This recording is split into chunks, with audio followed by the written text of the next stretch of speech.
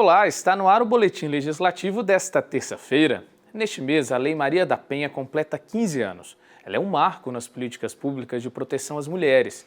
Aqui em São José, existe uma rede de apoio formada por diversos órgãos, criada para garantir a segurança das vítimas de violência.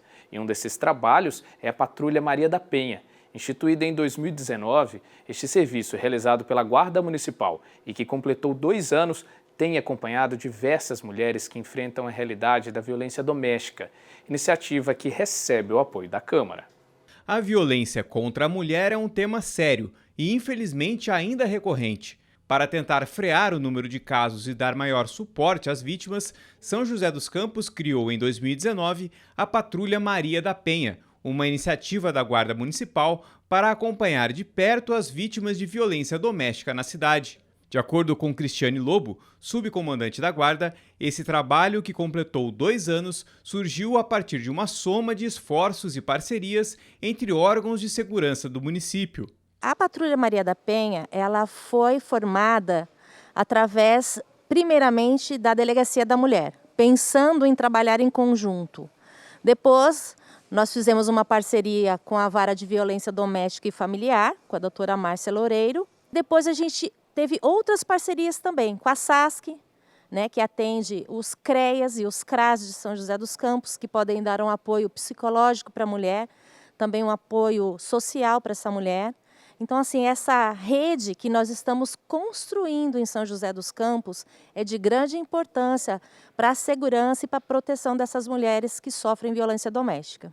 A patrulha é uma forma de reforçar a Lei Maria da Penha, que neste mês completa 15 anos. Para celebrar a data, o município preparou uma série de ações para o Agosto Lilás, campanha dedicada para a prevenção da violência doméstica, que inclui a distribuição de panfletos com informações sobre os serviços de proteção e atendimento às mulheres. Para Márcia Loureiro, juíza da Vara da Violência Doméstica e Familiar da cidade, todas as ações que fortalecem a rede de proteção às mulheres, como a Patrulha Maria da Penha, são fundamentais para coibir os casos de violência. É uma proteção muito mais efetiva, muito mais rápida, uma conquista maravilhosa que consegue dar mais efetividade àquelas medidas protetivas que o judiciário concede, porque infelizmente nós não podemos dar uma segurança para cada uma das vítimas. A patrulha faz esse trabalho com aquelas vítimas que estão um risco maior, identificado pelo judiciário. Em São José, a rede de apoio às vítimas conta com a atuação integrada da Vara de Violência Doméstica e Familiar e da Delegacia de Defesa da Mulher, além da atuação do Centro de Referência Especializado de Assistência Social, o CREAS, e da Patrulha Maria da Penha. E a importância do atendimento e acolhida às mulheres vítimas de violência doméstica são percebidas em números. Só com o trabalho da patrulha, segundo os dados da Secretaria de Proteção ao Cidadão, no primeiro semestre deste ano, foram registrados 82 atendimentos, contra 57 nos últimos 6 meses de 2020. Diversos fatores podem explicar esse crescimento, como o aumento no número de denúncias e também a pandemia de Covid-19. Durante esse período também foram criados mecanismos de pedido de ajuda e também as pessoas foram orientadas a permanecer sempre mais alertas.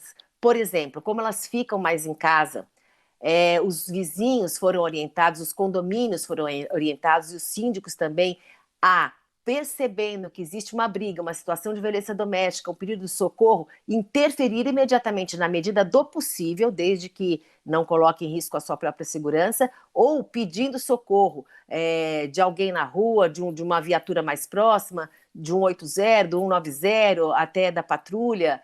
Então, os vizinhos tiveram um papel preponderante e a internet também. Na Câmara, há diversos projetos de lei em tramitação que envolvem a segurança e apoio às mulheres que sofreram violência doméstica. Propostas como o ensino da Lei Maria da Penha nas escolas e a criação de um programa de acolhida às vítimas. As vereadoras Amélia Naomi, Dulce Rita e Juliana Fraga também têm debatido o assunto com autoridades na busca de ampliar a rede de proteção.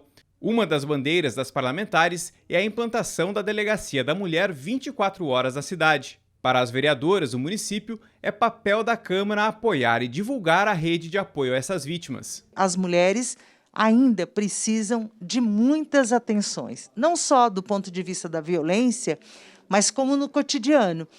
Agora, com o Covid, nós vimos ainda mais o aumento de violência, mas políticas públicas para as mulheres significa ter creche em período integral, significa ter nos postinhos ginecologistas, né? Uma política da saúde da mulher. Então, essa proposta de juntar e discutir é importante porque as vereadoras estão no dia a dia, acompanham a situação das mulheres.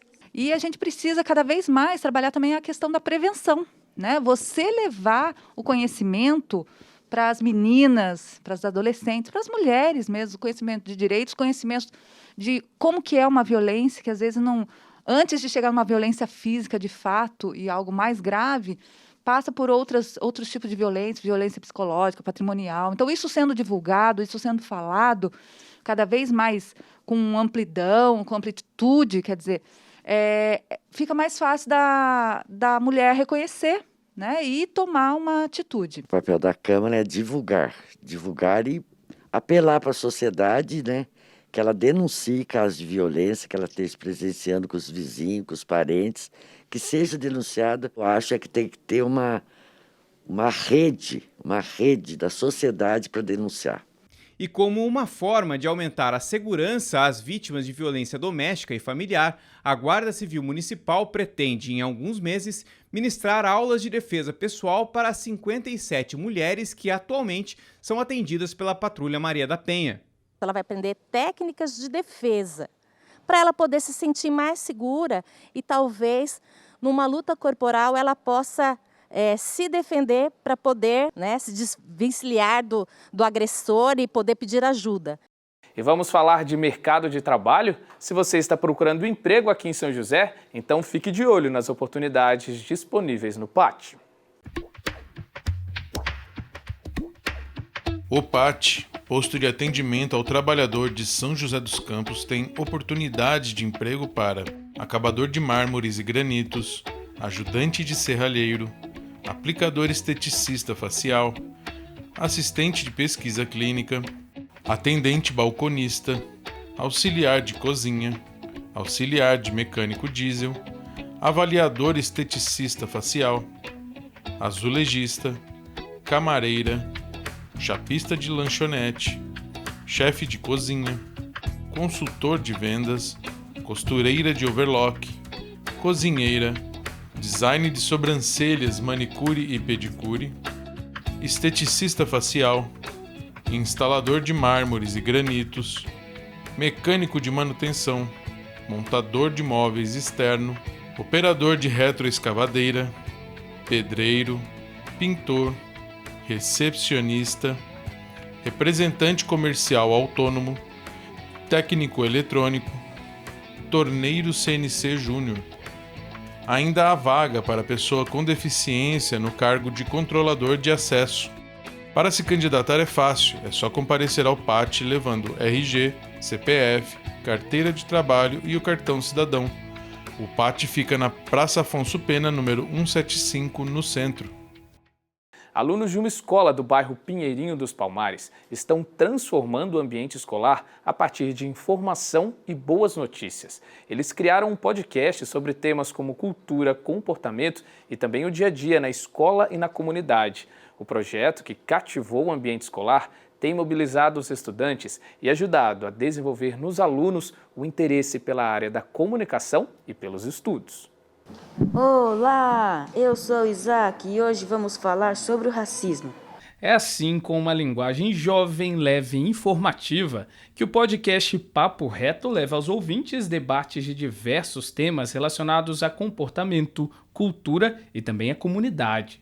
O projeto, realizado por alunos da Escola Professora Maria Antonieta Ferreira Paia, no bairro Pinheirinho dos Palmares, surgiu no ano passado para dar continuidade ao jornal, que era feito pelos próprios estudantes e teve a produção interrompida por conta da pandemia.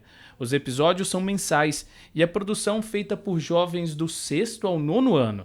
Quem aprova a gravação e a produção dos podcasts é a Patrícia, professora de língua portuguesa e orientadora do projeto. Eles propõem temas que eles acham que é importante para eles também, para a juventude discutir, para a juventude conhecer. Então, eles indicam essas pautas. Por exemplo, a questão do racismo, né? A questão da própria pandemia, no começo, quais eram os protocolos sanitários, a importância de pegar material na escola. Então, todas as informações relevantes para a comunidade, eles levantam através do podcast. Com 1 ano de existência e 10 programas no ar, o projeto do podcast tem ajudado no desenvolvimento pessoal dos alunos. É o caso do Isaac, de 14 anos. Ele venceu a timidez e passou a ser mais comunicativo nas aulas depois que começou a gravar os programas. Era bem tímido, tanto que na hora que o professor pedia para fazer a resposta ali da lousa, eu falava para o meu amigo falar no meu lugar. Aí eu falava para ele, tá a resposta. Ele ia lá e falava a resposta. Eu ficava sempre de capuz, né, como eu disse, e eu não conversava muito. Agora eu converso um pouco mais, eu até tenho bastante mais amigo. A Camila é outra estudante que aproveitou a participação no podcast para aprimorar as habilidades em sala de aula.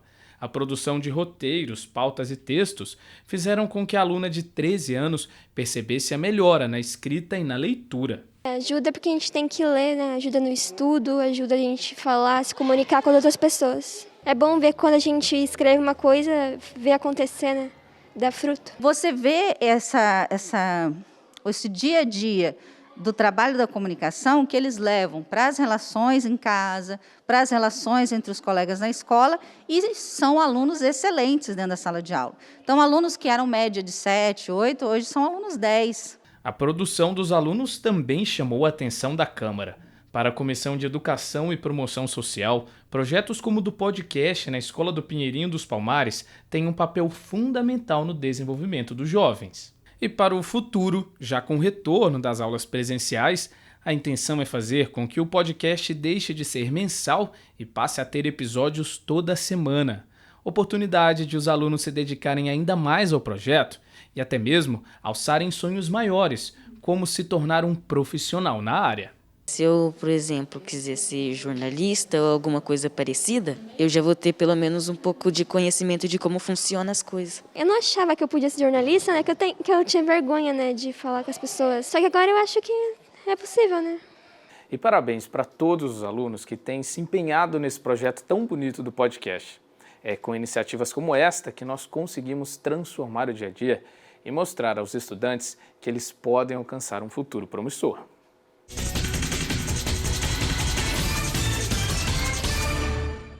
E a gente fala agora sobre a pandemia de Covid-19. Você acompanha com a gente no nosso boletim epidemiológico os números atualizados de casos de Covid aqui na cidade.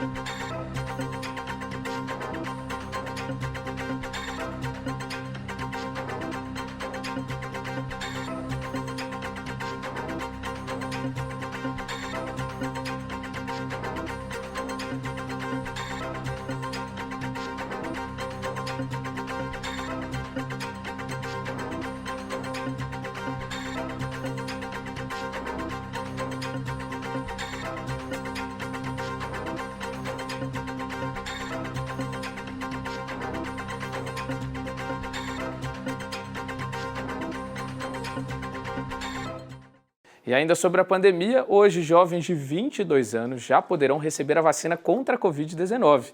E a boa notícia é que durante esta semana a Prefeitura montou uma maratona de vacinação para imunizar também o público de 21 a 18 anos. Vai funcionar da seguinte forma: nesta terça a faixa etária é para 22 anos e a partir daí as idades vão baixando a cada dia, sendo quarta 21 anos, quinta 20 anos, sexta 19 anos e sábado 18 anos. A vacinação vai ser realizada em todas as casas do idoso e também nas UBSs da cidade, de 8 da manhã até às 5 horas da tarde. Para receber a dose é preciso apresentar documento original com foto que tenha CPF e comprovante de endereço. Quem mora com os pais precisa comprovar a filiação do comprovante. Existe um modelo disponível no site da Prefeitura. Então, para qualquer dúvida, é só acessar sjc.sp.gov.br, clicar no link Vacinação em São José e depois Covid primeira dose. E agora a gente confere a previsão do tempo para a tarde de hoje e também amanhã. A tarde desta terça-feira será de sol, com algumas nuvens e baixa probabilidade de chuva. A máxima deverá ser de 28 graus e a mínima 9. Na quarta-feira, a previsão é de sol e com poucas chances de chuva. A temperatura máxima diminui um pouco e fica em 24 graus, com a mínima 11. E o boletim de hoje fica por aqui. Muito obrigado pela companhia e continua com a gente, porque logo mais às 4 horas da tarde tem transmissão ao vivo da sessão, hein? Até lá!